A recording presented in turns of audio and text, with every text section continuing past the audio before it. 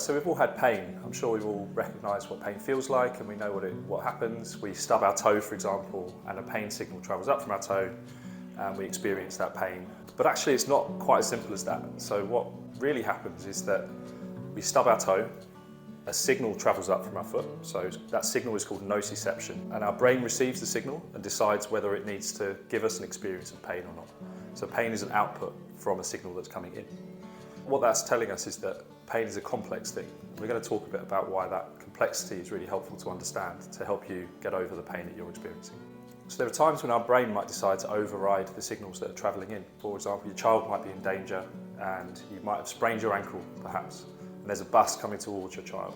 All of a sudden you need to react and get your child out the road and into safety. In that moment the brain will decide for you that pain is no longer relevant and you will not experience pain and you will just remove your child into safety. So there's a real life experience. These situations have happened many times and we understand them very well now. The brain has this incredible ability to override that pain signal. The pain, as we're finding out, is our brain's best guess at keeping us safe, at protecting us. It doesn't always get it right, sometimes it gets it wrong, but on the whole it's a really helpful experience to keep us safe.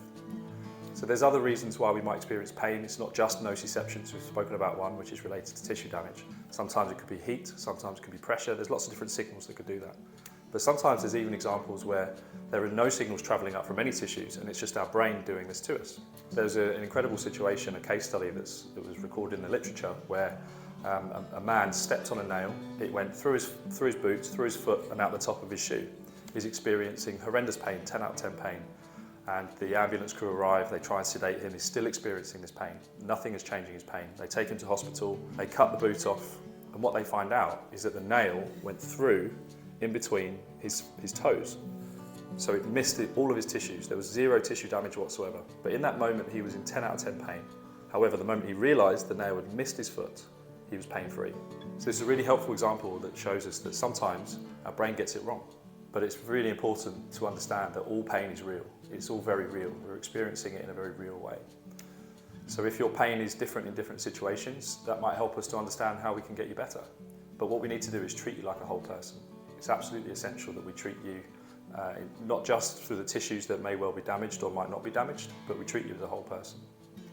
And we have a whole team of people that can help you here at Pure Sports Medicine. So myself, I'm a physiotherapist, but we have lots of other clinicians. We have sports doctors, we have strength and conditioning coaches, massage therapists, Pilates instructors. So we have lots of people that can help. And we really believe that we can help people that are in complex pain situations or have had pain that's just lasted too long. So please don't suffer alone. We're here to help.